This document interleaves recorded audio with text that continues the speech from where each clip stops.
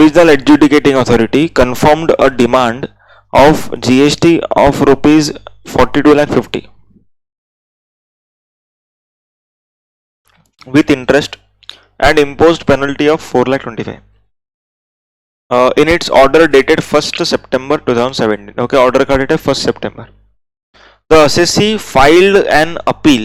Assessee filed an appeal before appellate authority challenging the demand. मतलब कि इसने कितना चैलेंज किया? 42,50,000 पूरा चैलेंज किया. Okay, as well as penalty दोनों को चैलेंज किया. The internal audit party after an audit of the record of assessee submitted a note to commissioner that actual amount of demand should have been 48,50,000. Okay, मतलब 42,50,000 का demand race किया, order pass किया. अभी लग रहा है कि 48,50,000 होना चाहिए था, ये 40,50,000 नहीं होना चाहिए था. While the issue was pending before appellate authority, मतलब कि हम लोग appellate authority में जा चुके हैं. ओके, जाने के बाद क्या हुआ? शो कॉज नोटिस आ रहा है. Okay, on the based on show cause notice proposing the revision of order, मतलब कि ये ऑर्डर को रिवाइज करने का बात कर रहा हो. कर सकता है कि नहीं कर सकता? रीजन हेड्स ऑफ है तुम लोगों. नहीं, सच में बहुत डिफिकल्ट क्वेश्चन है. जिन लोग नहीं पढ़ के जाते सच में बहुत डिफिकल्ट क्वेश्चन है. ओके, अपील में जा चुके हैं तो रिवीजन नहीं कर सकते. समझ में आ गया? एक नंबर. नहीं सच में. Mister A had filed an appeal before appellate tribunal against the order of appellate authority where the issue involved was relating to place of supply. Okay, place of supply का मैटर है बोल दिया. Okay, किसके पास गया रहेगा?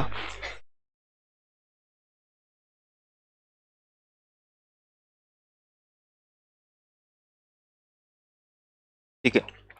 Now A wants to file appeal against the decision of appellate tribunal as he feels that stand taken by him is correct. मतलब वो correct है, ट्राइब्यूनल गलत है ऐसा उसको लग रहा है, तो उसको अपील करना है इसको फर्दर. तो किधर जा सकता है? Supreme court. हाई कोर्ट में नहीं जाएगा क्योंकि प्लेस ऑफ सप्लाई का मैटर है. हाई कोर्ट में जाएगा तो बायस्ड हो जाएगा. समझा? गुड. आगे. Pursuant to audit conducted by tax authorities under section number 65, a show cause notice was issued to Home Furnishers, Surat, a registered supplier, alleging that it has wrongly availed ITC without receipt of goods. Okay, goods मिले बिना ITC लिया है ऐसा. In the absence of satisfactory reply from Home Furnishers, Joint Commissioner passed an adjudication order on 20th August. Okay, received on 22 August. क्या फर्क है दोनों का? क्या रिलेवेंस है 20 एंड 22 का? हाँ, सर्विस ऑफ ऑर्डर से 3 महीने में अपील करना है. Is that clear?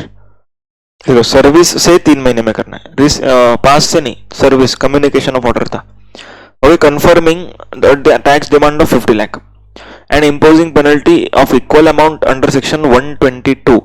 10,000 और tax which ever is higher, तो 50 लाख का टैक्स मांगा, 50 लाख का पेनल्टी मांगा, टोटल 1 करोड़ मांगा है. ओके, उसके बाद home furnitures does not agree with the order passed. It decides to file appeal. Appeal file करना है इसको. It has approached you for seeking below advice. Can home furniture file an appeal against order passed by joint commissioner? If yes, till what date he can file?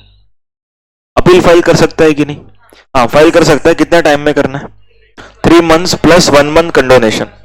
Okay, 3 months मतलब यहां से 3 महीना, सितंबर, अक्टूबर, नवंबर, 21 नवंबर तक file कर सकते हैं. आ रहा है क्या समझ में? 21 नवंबर तक फाइलिंग हो सकता है. क्लियर है क्या? ओके, 1 month का एक्सटेंशन पॉसिबल हो भी लिख देने का. Condonation of delay on sufficient cause. उसके बाद does home furniture need to approach central and state appellate authority for appeal? मतलब कि सीजीएसटी के लिए सेंट्रल में अपील फाइल करो, एसजीएसटी के लिए स्टेट में अपील फाइल करो? नहीं, जो अथॉरिटी ने ऑर्डर पास किया उसी के ऊपर हम लोग फाइल कर देंगे. Simple. Home furniture is of the view that there is no requirement of pre deposit. Okay, before filing appeal. बोलो, प्री डिपॉजिट तो भरना पड़ेगा, कितना भरना पड़ेगा? 10% ऑफ डिस्प्यूटेड टैक्स। ओके, पूरा डिस्प्यूट करना है इसको, तो 50 लाख का यहाँ पर ये टैक्स डिमांड है, 50 लाख का पेनल्टी है, तो दोनों का 10-10% करेंगे, बराबर? हाँ, खाली डिस्प्यूटेड टैक्स का 10% करेंगे, समझ में आया? ओके, अनडिस्प्यूटेड कुछ भी नहीं है, अगर अनडिस्प्यूटेड होता तो वो भी भरना पड़ता 100%। वेरी गुड, ठीक है, हो गया। Next, in an order disputed रहेगा तो टैक्स का 10%, अनडिस्प्यूटेड रहेगा तो पूरा भरने का टैक्स, इंटरेस्ट, पेनल्टी, क्योंकि वो तो हम एक्सेप्ट कर रहे हैं। हाँ,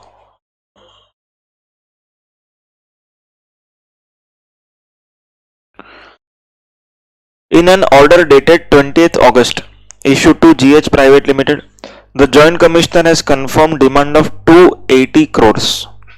The company is disputing entire demand of tax and want to know how much free deposit it has to make.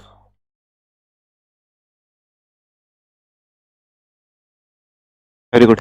देखो 280 करोड़ का 10%, ये एग्जांपल लिया था। ओके, 28 करोड़ और सब्जेक्ट टू 25 करोड़, तो 25 करोड़ ही हम लोग को पे करना है, समझा?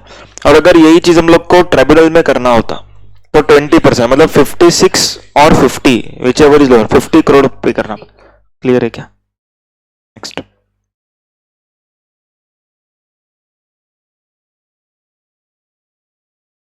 Hariharan has filed the appeal before appellate tribunal against order of appellate authority where the issue involved, same he question है, सेम क्वेश्चन है, अभी अभी क्या ना, उसको लग रहा है कि वो करेक्ट है तो डायरेक्ट सुप्रीम कोर्ट जाएगा, बस सेम क्वेश्चन।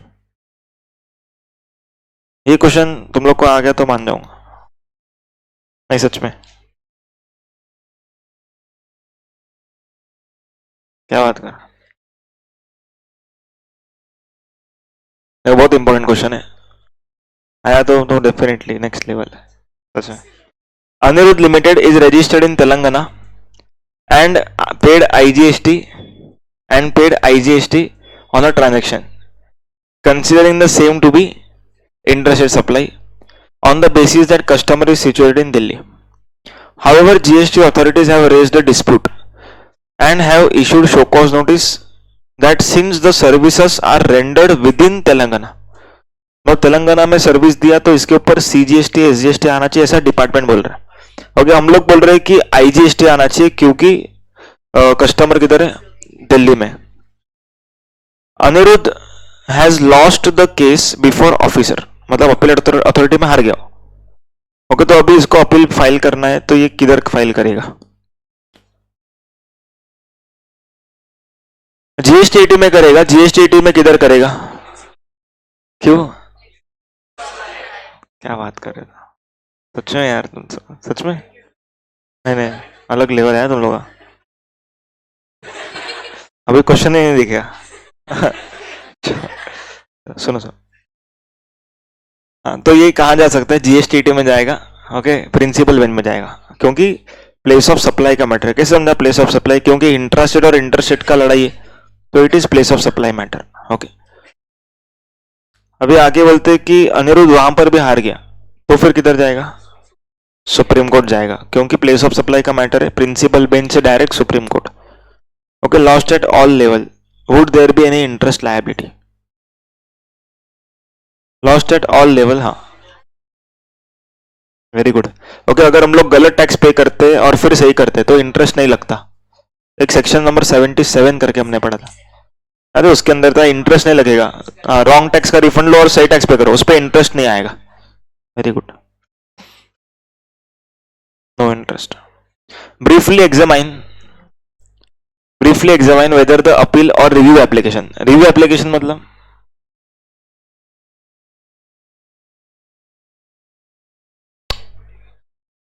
रिव्यू एप्लीकेशन का मतलब पता है ना, ये वर्ड उसी में लिखा है, यही लाइन में लिखा है।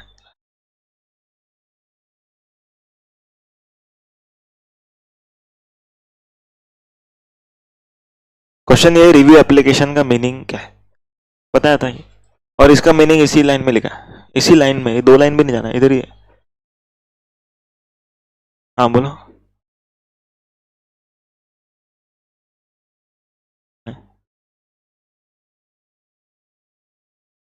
रिव्यू एप्लीकेशन, देखो सुनो, डिपार्टमेंट अपील का दूसरा नाम है रिव्यू एप्लीकेशन। वही बोला था ना, अपील और रिव्यू एप्लीकेशन, मतलब कि असेसी फाइल करेगा तो अपील, डिपार्टमेंट फाइल करेगा तो रिव्यू एप्लीकेशन। समझ में आएगा? एग्जाम में कंफ्यूज हो सकते हैं, इसीलिए इस बार पूछा, ठीक है। The adjudicating authority issued the adjudication order on 23rd April and the same is communicated to the tax payer on 28 April. हम लोग को 28 अप्रैल को मालूम पड़ा। Okay, mister X agreed by the order, filed appeal on 26 July. Okay, क्या time limit के अंदर है कि नहीं वो बताओ। टाइम लिमिट के अंदर है। ओके, हम लोग को यहां से नहीं गिनने का था, यहां से 28 से गिनना था, तो टाइम लिमिट में है। The adjudicating authority passed the order on 3rd March. Okay, on 3rd March the commissioner directs his subordinate to file review application. Okay, subordinate filed the review application on 23rd September. Time limit के अंदर है कि नहीं? क्या time लिमिट है department को appeal करने? 6 मंथ्स। समझ में आया क्या? तो 6 मंथ्स मतलब यहां से 6 मंथ्स, तो ये निकल चुका है एक्चुअली में, लेकिन कंडोनेशन ऑफ डिले 1 महीने का रहता है, तो वो सफिशिएंट कॉज रहेगा तो कर सकते हैं। समझ में आया क्या? 3+3 GST में, उधर 6+0, 6+0। देखो, अपील अथॉरिटी में असेसी के लिए 3+1, डिपार्टमेंट के लिए 6+1, GST में 3+3 6+0।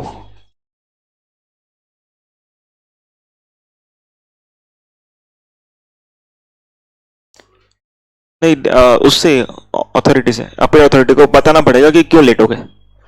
जो ऑफिसर फाइल कर रहा है, हाँ हाँ, जो ऑफिसर फाइल कर रहा है वो बाहर था या फिर छुट्टी पे था या दूसरे केस में डिप्यूटेड था, वो जो भी।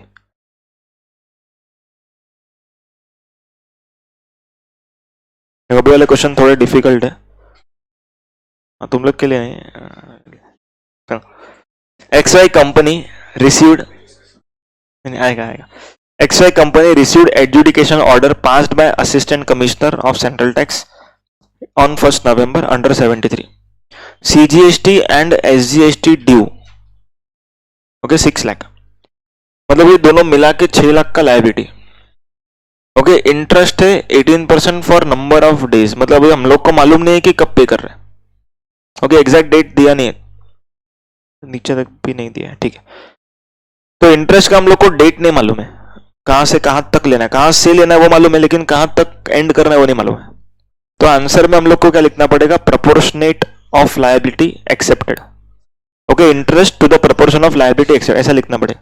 उसके बाद पेनल्टी 60,000, मतलब कि इसका 10% के हिसाब से। अभी देखो, the tax pair filed an appeal before appellate authority on 26 नवंबर। 1 को ऑर्डर मिला, 26 को अपील फाइल किया। टाइम लिमिट में है कि नहीं? टाइम लिमिट में है कि नहीं? है, 3 महीने का टाइम है ना, 26 दिन ही हुआ है। Okay, determine the amount of pre deposit to be paid for filing the appeal. बस इतना तक पहले बताओ, फिर वेदर योर आंसर डिफरेंट, हम लोग अलग क्वेश्चन है। कितना प्री डिपॉजिट भरना पड़ेगा? पूरा चैलेंज कर रहे तो कितना डिपॉजिट, प्री डिपॉजिट भरना पड़ेगा? 10% ऑफ 6 लाख, मतलब कि 30,000 CGST, सॉरी हाँ 30,000 CGST, 30,000 SGST। ओके, C+S है ना यहाँ पर, 30 दोनों भरेंगे। क्लियर है क्या? ओके, अगर इसमें क्या बोला है, whether your answer would be different if tax payer only appeals only against part of the demand से 4 लाख, मतलब 6 लाख में से 4 लाख के लिए वो अपील करता है, कितना एक्सेप्ट कर रहा है वो? 2 लाख। तो कितना भरना पड़ेगा, लिख के बताओ, लिख के बताओ, कितना GST, कितना प्री डिपॉजिट भरना पड़ेगा? हाँ बोलो। हाँ, टोटल टोटल देखो, एक्सेप्टेड रहेगा, पूरा भरना पड़ेगा। हाँ हाँ हाँ हाँ, करो कैलकुलेशन। देखो, इंटरेस्ट का अमाउंट नहीं निकलना, खाली लिखने का कि interest to the proportion of 2 lakh.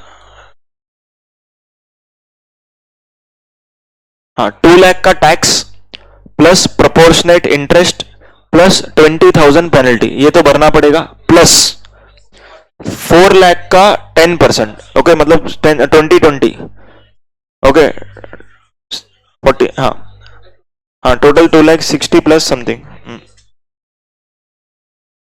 आया समझ में? देखो कितना पे करना है, देखो यहाँ पर 2 लाख, देखो जो एक्सेप्ट करते हो तो पूरा पे करते, तो 2 लाख प्लस उसके प्रपोर्शन का पेनल्टी प्लस इंटरेस्ट का अमाउंट नहीं लिखा है, लेकिन खाली इंटरेस्ट लिखा है payable on the admitted amount for the delay period, and जितना हम लोग डिस्प्यूट कर रहे हैं उसका 10%, 40,000। क्लियर है क्या? Next question. Mister Mahadevan is agreed by the order of revisional authority, okay, and wants to make the appeal to first appellate authority. While commenting on the decision of Mr. Mahadevan, you are required to state the power of revisional authority. Okay चलो, क्या बोल रहे हैं? इसको revisional authority ने order issue किया, अभी किधर जाना चाहता है? अपीलेट अथॉरिटी के पास, मतलब फर्स्ट अपीलेट अथॉरिटी। किधर जाना है उसको? ट्राइब्यूनल जाना पड़ेगा, तो मतलब ये फर्स्ट अपीलेट अथॉरिटी के पास नहीं जाएगा। देखो रिविजनल अथॉरिटी का order are challengeable directly at GST 80, तो ये तो फर्स्ट अपीलेट अथॉरिटी में जा रहा है, तो ये गलत कर रहा है। देखो रिविजन अथॉरिटी ने ऑर्डर पास किया तो जाएंगे किधर हम लोग? जीएसटी 80 जाएंगे। समझ में आया क्या पॉइंट? हो गया इतना ही।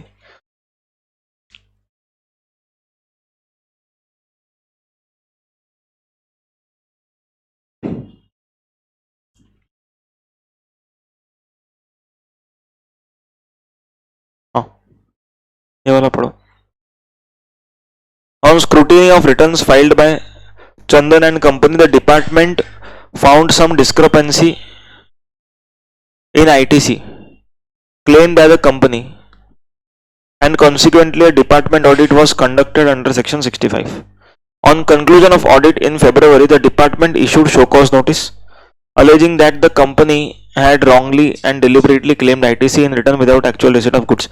The Joint Commissioner, not satisfied by the reply, passed an order on 28 April, which was issued on 1st May.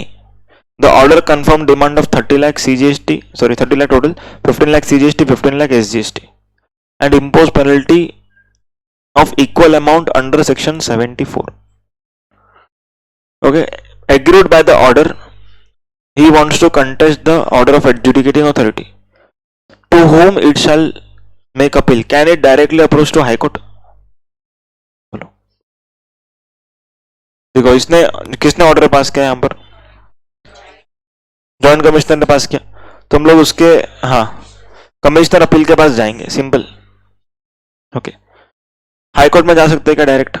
नहीं। ओके, जीएसटी बाकी अभी तो। उसके what is the time limit to file appeal? 3 month plus 1 month condonation. Is there any requirement of pre deposit? Yes, कितना? 10%, मतलब 3 lakh rupees, अभी 30 लाख का 10%, 3 lakh rupees, 1,50,000 CGST, 1,50,000 SGST। Clear है क्या? सेम जो हम लोगों ने किया। 6 लाख का C+S, 18% नंबर ऑफ डेज का डिले, पेनल्टी ऑफ 60,000। अभी भी किया ना सेम क्वेश्चन। और 2 लाख का यहाँ पर वो एक्सेप्ट कर रही है और 4 लाख का डिस्प्यूट कर रहे हैं, सेम टू सेम क्वेश्चन।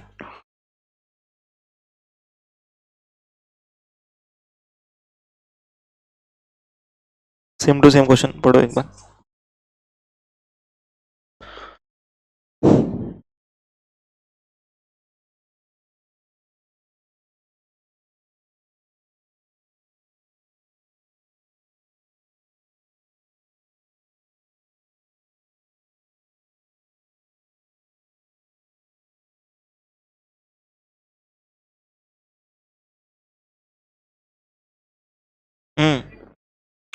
क्या आंसर आ रहा है?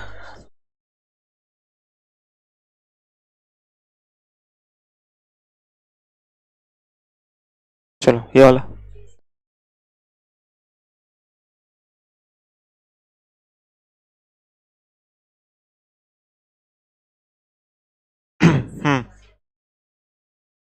चलो कर पाओगे ये, ट्राई करो। In an order passed dated 1st April issued to Sitaram Private Limited, the being revision authority has confirmed IGST of 1400 crore and penalty 200 crore and interest 20 crore. किसने ये liability confirm किया? being revisionary authority। Okay, revision authority है ये। अगर revision authority तो हम लोग किधर जाएंगे? जीएसटी के पास जाएंगे तो pre deposit would be 20% of disputed tax. Sitaram wants to admit the tax liability and pay the interest to the extent of 200 crore, 20 crore, 10 crore respectively, and want to litigate the balance amount. Okay, the Sitaram Private Limited deposits the required amount of pre-deposit. GST decides the appeal in the favor of Sitaram on 12 June. Sitaram Private Limited submits an application seeking refund of pre-deposit along with applicable interest on 2nd July. Okay, pre-deposit का refund मांग रहे. Okay, and department acknowledges the application. The amount of pre-deposit is refunded to Sitaram. Okay, तुम लोग क्या calculate करना है, कितना pre deposit का रिफंड मिलेगा, कितना रिफंड मिलेगा बताओ. हाँ करो कैलकुलेट. कितना प्री डिपॉजिट का रिफंड मिलेगा, सोच के बोलना.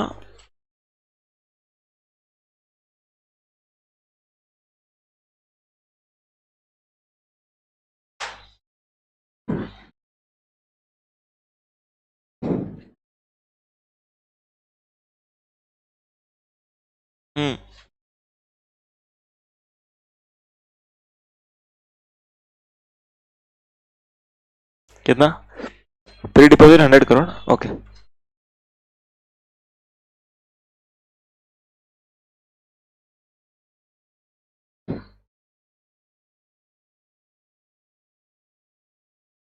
कितना है, करो कैलकुलेट करो.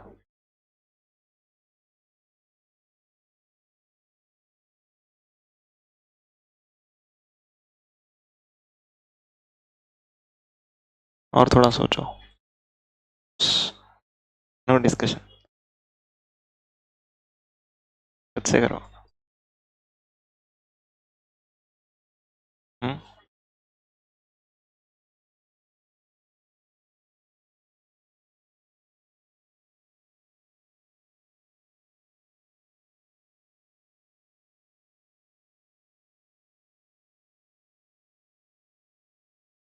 लिख के करो तो आएगा.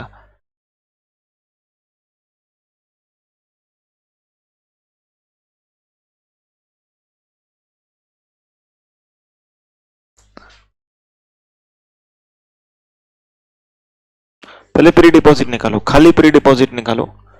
लिसन, ये क्वेश्चन तुम लोग के बुक में है क्या, पहले वो देखो. नहीं होगा शायद, बुक नहीं है ना. हाँ तो फिर होगा, ठीक है. बुक नहीं है मतलब मिलेगा तो होगा. हाँ, खाली प्री डिपॉजिट निकालो, इंटरेस्ट हम लोग देखेंगे बाद में. खाली प्री डिपॉजिट कितना आया, 330 करोड़. कुछ प्रोविजन मिस हुआ है क्या तुम लोगों से, कुछ प्रोविजन मिस हुआ है क्या, चेक करो. हाँ कितना, 470 करोड़. प्री डिपॉजिट का अमाउंट 470 आ रहा है. हाँ देखो कितना है,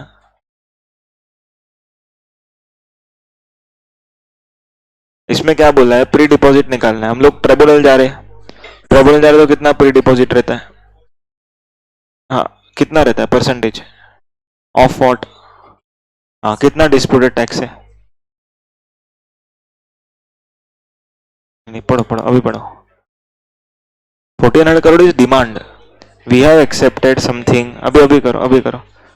हाँ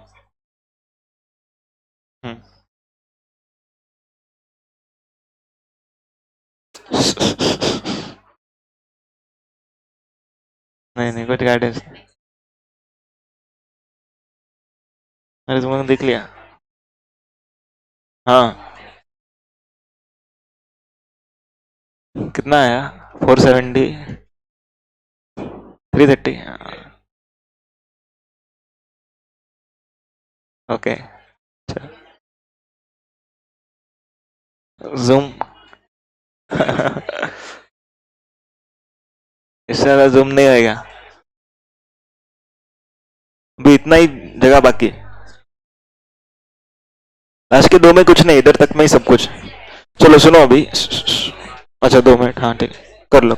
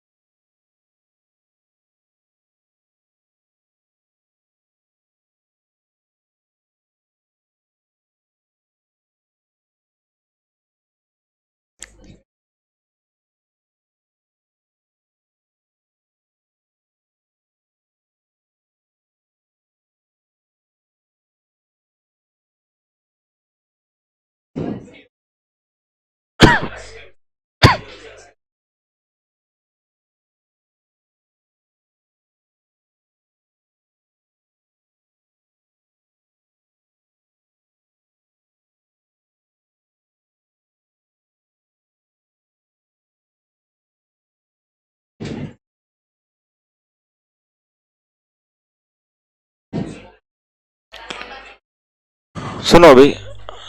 हाँ अच्छा सुनो, एक रिफंड का पॉइंट अपन ने डिस्कस किया था। अगर हायर अथॉरिटी के ऑर्डर के हिसाब से रिफंड आता है तो इंटरेस्ट का रेट 6% की जगह पे 9% रहता है। हायर अथॉरिटी अगर बोलते हैं रिफंड देना पड़ेगा प्री डिपॉजिट तो 9%, तो 9% इंटरेस्ट निकालना अगर निकाल रहे हो तो।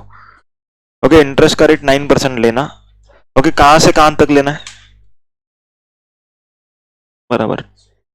हाँ, date of payment of pre deposit till the rate of refund. Okay, amount क्या आया था? ठीक है, निकालो निकाल, तो लो निकालो ना। कितना?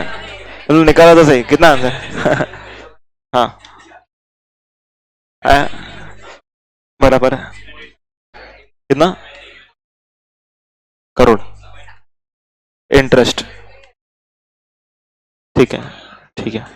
और टैक्स का अमाउंट कितना आया था? 100 करोड़। ठीक है,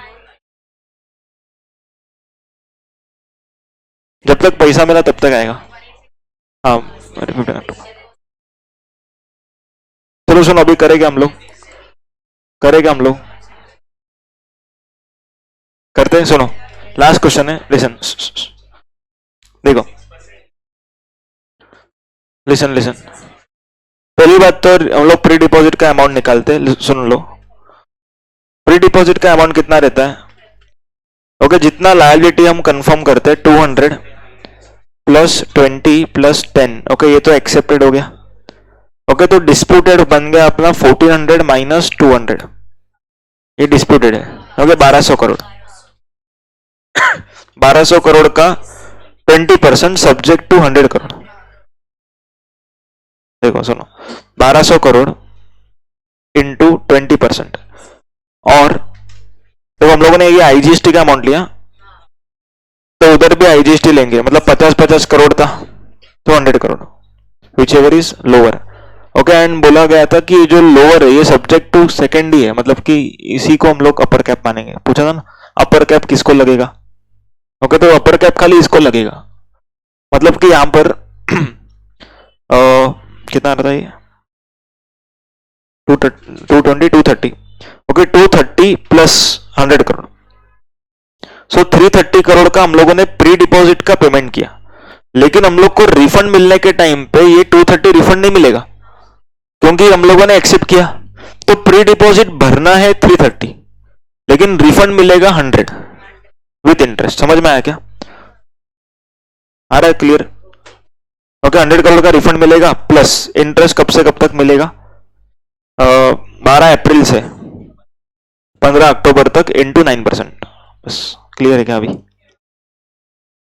तो 100 इंटू 9% इंटू 186 कुछ दे। नेक्स्ट डे से गिनो। हाँ, नेक्स्ट डे से गिनो, 12 को मत गिनो, नेक्स्ट डे से गिनो। ठीक है, तो 186 अपॉन 365। हाँ, 100 प्लस कितना आएगा देखो,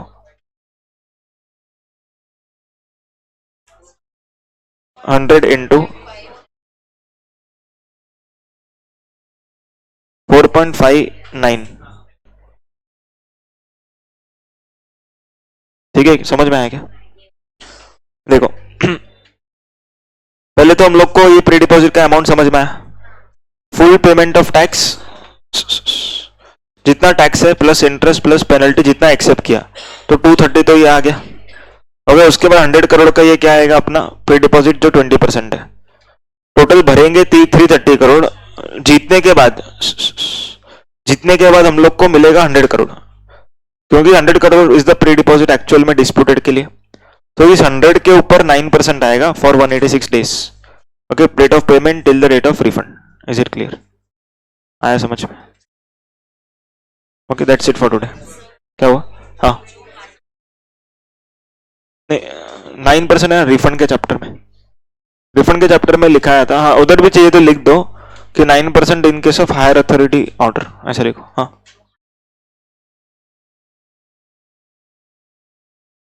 देखो ये तो एक्सेप्ट किया ना, तो ये थोड़ी वापस करेंगे। जो डिस्प्यूट करेंगे वो नहीं लिया हम लोगों से टैक्स, तो फिर हम लोग को रिफंड तो जो प्री डिपॉजिट है वही मिलेगा। हाँ हाँ, समझ में आया सबको? आज के लिए